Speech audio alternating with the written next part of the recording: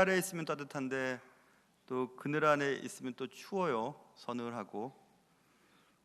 그늘은 그늘 나름대로의 유익이 있지만 일단 그늘은 습하죠. 습하면 햇볕이 필요한 식물들이 잘 자라지 못하고 곰팡이들이 많이 자라죠. 물론 습지 식물이 필요하긴 하지만 그늘이 주는 유익보다는 그늘이 주는 해가 좀 더 많은 것 같습니다. 우리는 모두 인식의 틀을 가지고 있죠. 어떤 틀을 가지고 사건이나 사물이나 사람을 인식해 냅니다. 그 틀은 자신이 경험한 경험일 수도 있고 또 자신이 공부한 학문일 수도 있죠.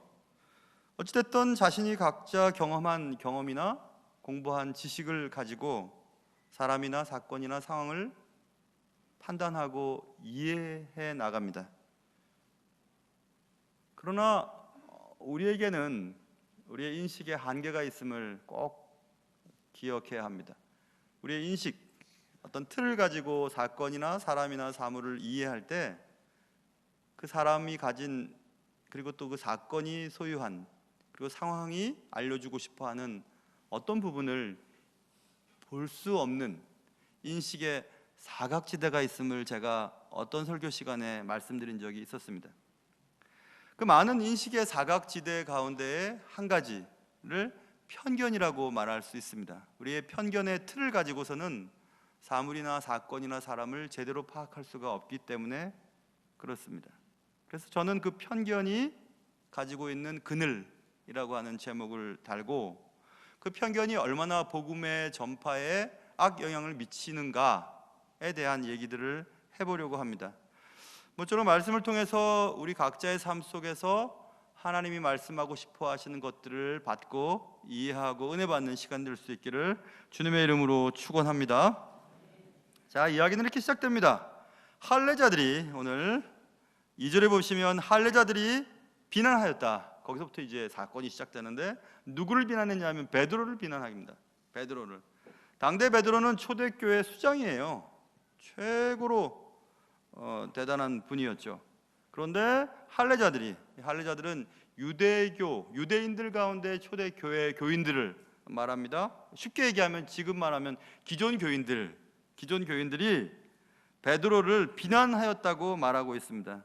여기서 비난이라고 번역된 헬라어 디아크리노라고 하는 단어는 영어의 의심하다 혹은 판단하다, 다투다, 싸우다 등으로 번역되어지는 단어예요. 그러니 오늘 본문에서 베드로를 할례자들이 비난하였다. 그것은 베드로의 생각과 행동을 의심하고 판단하고 싸움을 걸었다, 이렇게 이해할 수 있습니다. 베드로를 비난했던 이유가 오늘 본문에 나와 있는데 3절에 보세요. 이르되 내가 무할례자의 집에 들어가 함께 먹었다 하니, 무할례자는 이방인을 말합니다. 유대 공동체 안에 들어오지 않은, 적어도 이방인이라면 유대 공동체 안에 들어오려면 하나님의 언약 백성이 되려면 일단 할례를 받으면 인정해 주었거든요. 근데 무할례자들, 그러니까 이방인들이죠. 그 이방인들과 식탁 교제를 한 것에 대해서 얘기를 하는 것입니다. 베드로를 비난했던 이유는 1절과 3절에서 유대에 있는 사도들과 형제들이 이방인들도 하나님의 말씀을 받았다함을 들었다. 그리고 그들이 베드로가 그 이방인들과 함께 식사를 했다는 사실 때문에 비난을 하게 되었다, 이렇게 3절에서 말하고 있죠. 결국 이 1절과 3절에서의 베드로를 비난했던 그 사건의 요지는 지난 시간에 살펴보았던 고넬료 가정의 복음 증거에 대한 문제입니다. 이방인이었던 고넬료 가정에 복음이 들어가고 또 그들과 함께 교제했다. 그것에 대한 것을 지금 할례자들, 기존 교인들이 베드로의 행동을 의심하고 판단하고 다투며 싸우고 있다는 것을 성경은 말씀하고 있습니다. 할례자들이 생각할 때는 하나님의 말씀은 하나님의 선택된 백성들, 유대인들, 우리들에게만 있는 것이고 유대인들만이 누리는 특권인데 그것이 이방인들에게도 전가된다는 사실을 믿을 수 없다는 것입니다. 그것이 바로 유대인들이 가지고 있었던 편견이었습니다. 그 내용을 우리 살펴보려면 1절과 17절과 18절에서 보세요. 눈으로 따라와 보십시오. 1절에서 중간 부분에 이방인들도 하나님의 말씀을 받았다함을 들었다. 17절 중간 좀 보세요. 그들에게도 주셨으니. 18절 하나님께서 이방인에게도 생명 얻는 회개를 주셨도다 라고 얘기하면서 계속 이방인에게 도라는 단어를 썼죠. 이방인에게 도라는 것은 유대인들과 그리고 이방인에게 이 뜻이 아니에요. 도라는 뜻은 시저가 암살을 당하죠. 부하들로부터. 그때 브루투스가 암살에 가담을 하죠. 시저가 죽으면서 브루투스 너마저 이런 얘기 하죠. 그렇죠? 삼국지에서는 여포가 동탁의 양아들이었죠. 근데 여포가 동탁을 살해합니다. 아니 너가 이러죠. 영어에서 even you라는 단어를 쓰는데요, 그것은 A 더하기 B도 이 뜻이 아니고 전혀 예상 밖의 일들이 벌어진 거예요. 그래서 아니 너가 이런 뜻입니다. 아니 이방인에게도 이런 뜻이에요. 예상되지 않았던. 그래서 이건 말도 안 되지. 이건 말이 아니야. 이거 아니야 이런 얘기예요. 그러니까 이방인에게 복음이 전달되었다? 그건 아니지. 그건 아니지. 그럴 수 없지. 이런 뜻입니다. 그러니까 유대인들, 할례자들은 이방인들에게 복음이 전달됐다고 하는 사실을 믿을 수가 없는 겁니다. 믿을 수가 없는 내용이에요. 그것을 편견이라고 지금 제가 달아놓은 겁니다. 편견이라고 하는 단어도 prejudice라고 하는 단어가 앞 두 가지의 글자가 합성되어 있죠. 앞에 pre, 그는 전, 선, 미리 이런 뜻이잖아요. 뒷부분 단어는 judgment의 뜻이에요. 그러니까 미리 판단을 내리고 심판을 하고 결정을 내리는 것입니다. 저 사람 안경 꼈으니까 고집 셀 거야. 저 사람 저기 출신이니까 이상할 거야. 이렇게 미리 편견을 내려버리는 겁니다. 결정을 내려버리는 것입니다. 심판을 내려버리는 것입니다. 그것을 편견이라고 얘기합니다. 자신들만이 선택된 사람이고, 그러므로 유대인들이 아닌 이방인들에게도 하나님의 은혜가 흐르게 된다는 사실을 견딜 수가 없는 겁니다. 그래서 비난하게 된 것입니다. 베드로가 그들에게 복음을 전했고, 그들이 복음을 받았고, 그들이 세례를 받았고, 그들과 함께 식탁 교제를 한 사실을 할례자들은 견딜 수가 없었던 것입니다. 유대인들의 이런 편견은 꽤 역사가 오래되었습니다. 요나에게 니느웨에 가서 복음을 전하라고 말씀하셨을 때 요나는 가기 싫었습니다. 우리를 괴롭히는 저 적국에게 복음이 전달되는 사실을 견딜 수가 없었습니다. 그래서 그는 냅다 도망을 치게 됩니다. 우리는 우리가 가진 인식의 한계를 인정해야 합니다. 우리가 가진 인식의 사각지대를 인정해야 합니다. 어릴 때 곱슬머리이며 안경을 낀 옥리는 고집이 세다는 얘기를 들었어요. 고집이 세. 여러분 그런 분 계세요? 강제로 곱슬머리를 만드신 분들이 많이 계셔서 이제는 안씨, 강씨, 최씨 고집 세다는 말이 들었는데 다 그 거짓말입니다. 안씨, 강씨, 최씨 고집 안 세고요. 손씨 이게 고집이 셉니다. 웃으시는 분들은 우리 교인이 맞고요. 웃지 않은 분들은 뭔 소리야? 제 아내의 성이 손씨입니다. 손씨가 가장 손씨 여자들 아주 고집 셉니다. 그래서 저는 여러분한테 강조합니다. 안씨, 강씨, 최씨 고집 하나도 안 세요. 누굴 만나느냐에 따라서 달라집니다. 자라보고 놀란 가슴 소뚜껑 보고 놀란다는 말 있죠. 자라를 보고 손을 다쳤어요. 소뚜껑 보고 자라 아닐까 하고 막 소뚜껑을 들다가 막 놓쳐버렸죠. 그런데 여러분 동종요법적 치료라는 말 들어보셨어요? 어떤 책을 읽다가 제가 예전에 들은 바가 있었는데 좀 더 상세하게 이해하게 되었습니다. 동종요법적 치료? 뭐 이런 거겠죠. 제가 예전에 알고 있던 바로는 너무 더워요. 더운데 뜨거운 국물을 마셔요. 시원하죠. 거짓말 같으나 사실이에요. 모든 온 국민의 집에 다 있었던 국민치료제 있었잖아요. 빨간 약. 옥도전기라고 하고, 옛날 분들은 옥도전기가 뭐냐? 아까진기 있었잖아요. 아까진기는 까진 데는 다 바릅니다. 그런데 여러분, 까지고 피 나면 빨간 물이 흐르잖아요. 그걸 피라 하잖아요. 피 보는데 거기다 또 빨간색을 갖다 발라요. 이상하잖아요, 여러분. 그럴 수 없거든요. 어릴 때 저기 난가대동에 동해 옆에 살았어요. 얼마나 제가 딱지치기와 구슬치기를 잘하는지 뭐 제가 잘하거든요. 그래서 제가 볼링 같은 거 잘해요. 집중력 있는 거. 그거 따면요, 나중에 돈으로 바꾸면 그거 굉장히 돈벌이가 됩니다. 아침 일찍 나가고 저녁까지 이제 막 하는데 제일 힘든 거는 중간에 12시쯤 되면 나무야 밥 먹어라 이렇게 소리 지르는 우리 어머님. 창피해. 그래서 제가 어머님한테, 어머님 제가 알아서 할 테니까 도시락을 싸주세요. 그래가지고 나갈 때 마침 꽃감이 저희 집에 있었어요. 꽃감을 양쪽 호주머니에 넣고 그냥 열심히 그냥 딱지를 치고 구슬치기를 하면서 그 돈벌입니다. 열심히 이제 하는데 추울 때 그 곶감을 계속 먹다가 체했어요. 그래가지고 얼마나 제가 목회에 도움이 안 됐는지 몰라요. 누가 곶감을 주면 못 먹겠는 거예요. 먹어보라고 하는데 못 먹겠어요. 그때 이 생각이 나서 한참을 지난 후에 이제는 잘 먹습니다. 이제는 안 줘서 못 먹지 잘 먹습니다. 여러분, 체했는데 곶감을 주면 못 먹습니다. 그렇죠? 곶감 때문에 체한 사람이 곶감을 좀 못 먹죠? 그렇잖아요. 그런데 피가 막 흐르는데 빨간 약을 갖다 발라요. 이상하잖아요. 파란색으로 만들지 왜 빨간 약을 만들었을까?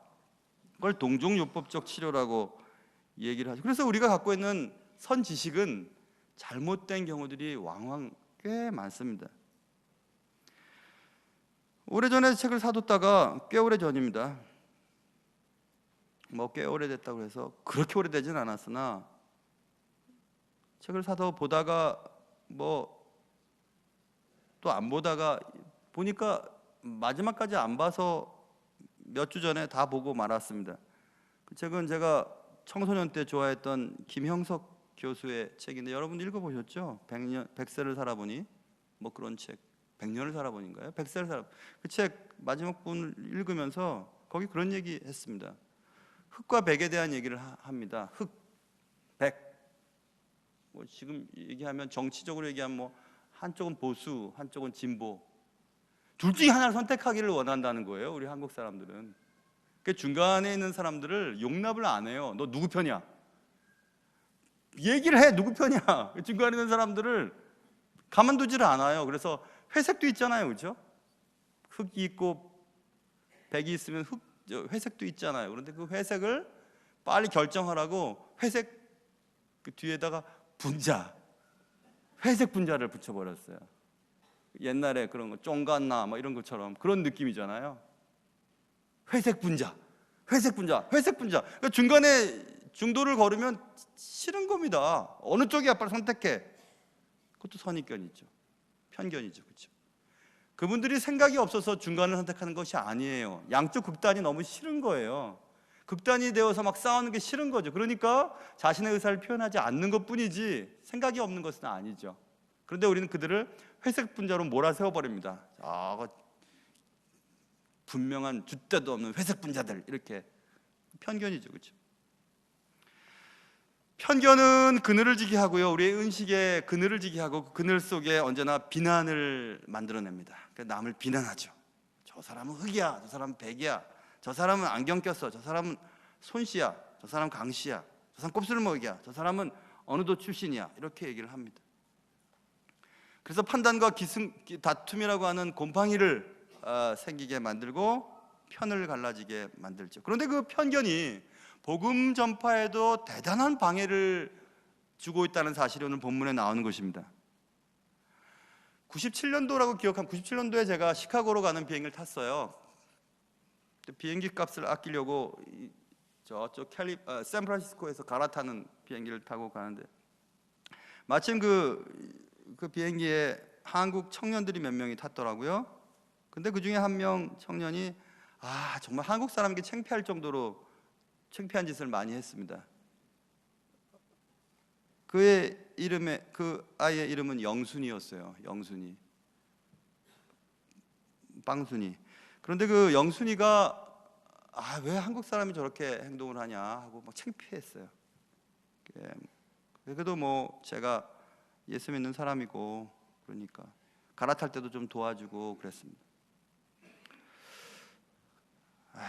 저 왜 저렇게 그럴까 속으로 생각했습니다. 그런데 제가 시카고에서 공부를 하던 영어 공부를 한 3개월, 4개월쯤 했거든요. 일반 대학교에서요. 그때 거기에 등록을 하는 거예요, 그 아이가. 그리고 또 그때 비행기를 탔던 그 청년들 한 서너 명이 같이 탔습니다. 그리고 그때도 역시 한국 사람들 창피하게 막 일본 친구들이랑 돌아다니고 막 죄송합니다, 돌아다닌다는 말을 표현해서 그게 보였어요. 돈은 많은 가정인 것 같았습니다. 막 열심히 놀고 뭐.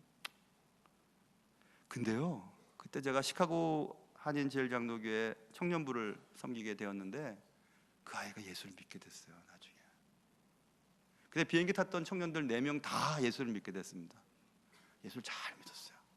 한국에 와서 공무원이 됐다고 한국 왔을 때 한 번 정도 만났던 기억이 나는데요. 제가 큰일 날 뻔했죠. 그 빵순이에게 복음을 전하지 않았더라면 어떡할 뻔했어요. 뭐 여러분 대단치 않은 것을 얘기한다고 막 쳐다보는 눈빛이어서 나도 그 이상 얘기 안 할래요. 근데 나는 그런 생각했어요.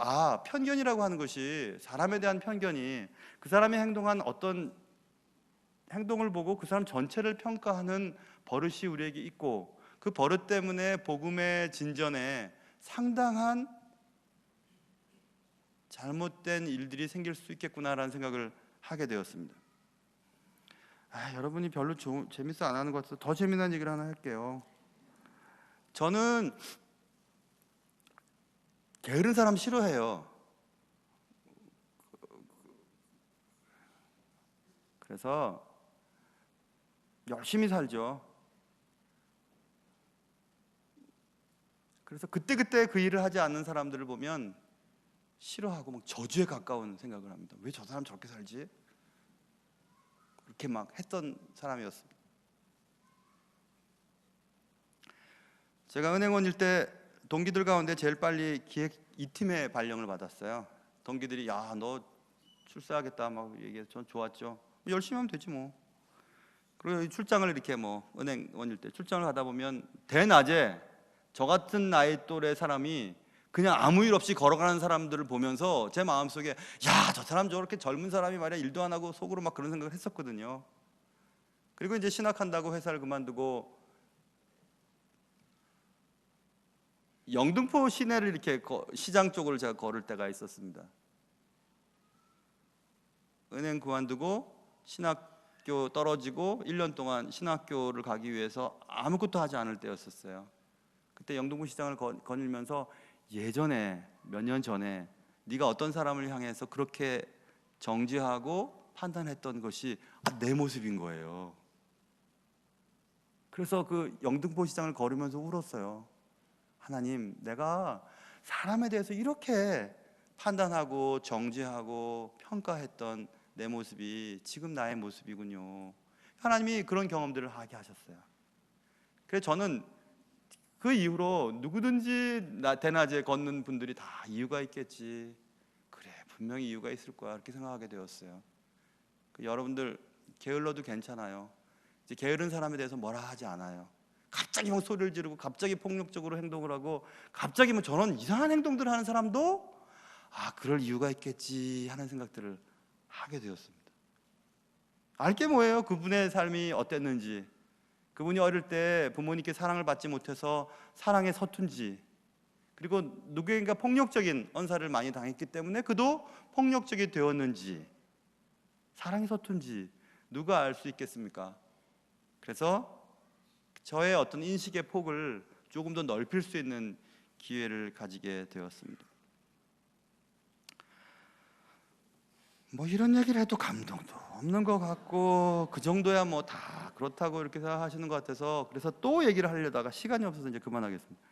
베드로는 그래서 베드로에게 이제 판례자들이 막 비난했습니다. 그랬더니 베드로의 성격상 베드로는 이게 어디다 대고 이렇게 해야 되는 게 베드로인데요, 그렇게 안 해요. 오늘 본문에 보세요. 4절 보시면 베드로가 그들에게 이 일을 차례로 설명하여 이르되, 참 베드로답지 않은 행동을 합니다. 베드로는 성격이 급하잖아요. 그래서 뭐 네가 뭔데, 니들이 뭔데 하면서 막 대들어야 되는데 차례로 설명합니다. 베드로가 멋있죠. 베드로가 어떻게 그럴 수 있었을까? 베드로가 왜 화를 내거나 맞대응하지 않았을까? 왜 자신을 비난하는 사람들에게 차례로 설명할 수 있었을까? 베드로는 베드로답지 않은 행동을 할 수 있었을까? 어떻게 베드로가 그렇게 할 수 있었을까? 베드로의 말을 가만히 들어보면요, 5절부터 17절까지 베드로는 자신에게 일어난 일을 순서대로 비교적 상세하게 설명합니다. 내가 어느 날 말이야, 하늘에서 보자기가 내려왔는데 그 보자기 안에 글쎄 말이야, 우리 유대인들이 못 먹을 음식들이 있었던 거야. 그래서 내가 놀랬더니 하늘에서 소리가 났어. 그거 먹으라고. 그러자 내가 대답했지. 7절과 8절입니다. 내가 이르되 주님, 그럴 수 없습니다. 속되거나 깨끗하지 아니하는 것은 결코 내 입에 들어간 일이 없습니다 하고 내가 얘기했지. 그런데 두 번째 소리가 났어. 내가 깨끗하게 했는데 왜 네가 못 먹는다, 너가 더럽다고 하냐, 먹어, 이렇게 얘기했다. 내가 못 먹겠다 그랬다. 그랬더니 3번씩이나 그런 일이 벌어졌어. 그 내가 먹었거든. 그런 다음에 고넬료에게서 전갈이 왔는데 이방인에게 복음을 전해달라고 하는 소식이 온 거야. 그래서 이방인들의 복음을 전했거든. 그런데 고넬료가 또 그 친척들과 그 가까운 친구들이 다 예수를 받아들이는 거야. 그리고 성령이 임했어. 세례를 주었어. 그래서 너무 즐거워서 같이 밥을 먹었지. 그거야. 나도 편견이 있었어. 나도 이방인들에게 복음이 전달될 거라고 꿈에도 생각하지 못했지. 그래서 나는 첫 번째도 두 번째도 세 번째 내가 못 먹겠다 그런 거야. 그런데 계속해서 주님은 나에게 설득했지. 그리고 나는 그 주의 말씀을 듣고 비로소 하나님의 뜻이 무엇인지 내가 알게 된 거야 하고 차례로 설명한 것입니다. 편견을 벗어버리는 일이 이렇게 어려운 일이라는 사실을 베드로가 지금 얘기하는 겁니다. 나도 똑같아. 여러분들이 지금 편견을 가지고 내가 이방인들과 밥을 먹은 사실에 대해서 이렇게 화를 내고 나를 비난하는 건 나 이해할 수 있어. 왜냐면 나도 그랬거든. 이렇게 얘기를 하는 것입니다. 베드로는 자신을 비난하는 사람들을 이해할 수 있었어요. 왜냐면 자기도 그랬기 때문에. 목회자로서 저는 치명적인 약점이 있습니다. 그 약점은 자라면서 그렇게 큰 어려움을 겪지 않았다는 약점이에요. 실패 같은 것도 그렇게 크게 경험해 보지 않았고, 뭐 담배를 피고 또 술을 먹고 어떤 중독을 경험해서 그것을 막 이겨내려고 애를 써보거나, 아니면 예수를 안 믿는다고 예수를 뭐 박해를 하고 그러다가 뭐 어떤 극적인 사건이 발생되어서 예수를 믿는 사람도 아니고, 나 어릴 때 나 예수 믿는 게 좋았어요. 그 나를 사랑하시고 나를 좋아하시는 하나님께서 내가 하나님의 일을 할 수만 있다면 나 얼마든지 하나님의 일을 하겠다고 얘기했던 사람이었어요. 극적인 어떤 것들이 없습니다. 나 예수 믿는 게 좋아요. 그리고 예수 믿는다면 뭐든지 할 수 있을 것 같아요. 그러니까 저는 그런 성격을 가지고 있거든요. 그래서 난 예수를 믿는데 왜 예수 믿지 않은 행동들을 하고 있는 사람들을 보면 저 사람 정말 이해를 할 수 없었어요. 지금도 그래요. 근데 그게 저한테 약점이에요. 저를 제일 잘 아는 손 씨가 얘기를 합니다. 당신은 그런 사람들이 얼마나 애를 쓰고 그 문제를 해결하기 위해서 애를 쓰는지 이해해야 돼. 저는 이해하려고 하면 이해할 수 있지만 저절로 이해는 안 돼요. 예수 믿는 사람들은 저렇게 살면 안 된다고 난 생각하거든요. 예수 믿는 사람들이 왜 욕을 해? 예수 믿는 사람들이 왜 나쁜 짓을 해? 예수 믿는 사람들이 왜 거짓말을 해? 안 그래? 그러면 안 되잖아. 이렇게 생각하거든요. 치명적인 약점이죠. 그래서 하나님이 저에게 많은 경험들을 하게 하시는 것 같아요. 뭐 시험 같은 거 떨어져 본 적도 없던 저에게 신학교의 재수의 경험을 하게 하시고, 재수라는 게 이런 거구나. 가장으로서 돈이 없어서 이렇게 대낮에 걸어 다닐 수밖에 없었던 그분들의 삶도 이해할 수 있었고, 어릴 때부터 뭐 열심히 장난꾸러기 짓은 했지만 뭐 붕대를 감아보거나 뼈를 부러져 버린 경험은 없었는데, 제가 작년에 발가락 부러져가지고 한 달간 고생했잖아요. 그러면서 제가 알게 됐어요. 발가락 그거 부러지는 거 굉장히 불편하구나. 그러니 허리 다치고 병상에 있는 분들 얼마나 힘들겠어. 그래서 저는 그런 경험 하고 싶어요. 애도 한번 놔보고 싶어요. 애가 얼마나 힘든지. 여러분, 지금 베드로는 자신이 경험한 거예요. 나도 그래. 나도 이방인들이 복음 전한다는 건 상상도 못했던 거야. 그러니까 내가 나를 더럽게 하는 거, 속되고 더러운 것은 내가 못 먹겠다고 3번이나 내가 했는데도 하나님 그렇게 하셨던 거야. 그런 거야. 이렇게 얘기한 거예요. 여러분, 우리가 다른 사람에 대해서 편견을 갖지 않으려면 그 사람의 입장에 되어보는 거죠. 그 사람이 경험한 것들을 내가 경험해 볼 수는 없지만 책을 통해서든지 그 사람의 말을 들어서 경험하든지 그 사람의 입장에 되어보면 그 사람의 하는 행동을 이해할 수 있는 것입니다. 미리 결정을 내려보는 거죠. 저 곱슬머리야, 안경 꼈어, 옥니야, 저 강씨야, 최씨야, 손씨야, 고집 셀걸, 저 사람 어느 나라 출신이니까 상종하지 말아야지. 뭔데 우리가 그렇게 할 수 있으면? 그분이 그곳에 태어나고 싶어서요? 저 강씨로 태어나고 싶은 건 아니었어요. 물론 손씨와 결혼하고 싶은 건 사실이었어요. 그러나 그것들이 내 의지와는 상관이 없었던 것입니다. 그렇죠? 우리의 편견이 우리의 복음 전파에 큰 방해가 될 수 있다는 사실을 기억해야 합니다. 하나님의 은혜가 확장되어 구원받는 자들이 많아지고 구원의 역사가 확장된 사실에 대해 기뻐하지 않고 정죄하고 비난하는 경우들이 있을 수 있습니다. 지가 뭔데 우리 교회 자기가 뭘 했다고 와서 이렇게 막 하려고 그래? 나는 교회 이거 건축할 때 말이야, 교회 세울 때 얼마나 애를 썼는데 말이야. 이렇게 하면 안 돼요. 그들 나름대로 어떤 교회에서 또 어떤 지역에서 어떤 상황 속에서 최선을 다해서 주를 위해서 살았던 분들이 아니겠습니까? 우린 편견을 가지면 안 됩니다. 복음은 우리들만의 잔치가 아니에요. 교회도 우리들만의 교회가 아니에요. 하나님의 이름으로 모인 모든 교회가 다 귀한 교회입니다. 어디서든지 주의 이름으로 또 주의 이름으로 모여서 예배드리는 모든 분들이 다 귀한 분들이죠. 우리 교회, 내 교회, 우리 교단 그런 거 없어요. 하나님의 큰 은혜의 스펙트럼 속에 다 포함시킬 수 있습니다. 어느 누가 그 스펙트럼 속에서 벗어날 사람이 있을 수 있어요. 근데 우리는 그들을 정죄하죠. 무슨 애자라고, 무슨 애라고 얘기야. 그들도 우리가 품어야죠.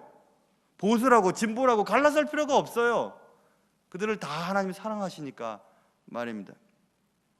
고린도후서 5장 17절 그런즉 누구든지 그리스도 안에 있으면 새로운 피조물이라 이전 것은 지나갔으니 보라 새 것이 되었도다라고 할 때에 새 것만의 강조가 있지만 아니에요. 누구든지가 강조점입니다. 누구든지 그리스도 안에 있으면 새로운 사람이 되는 것입니다.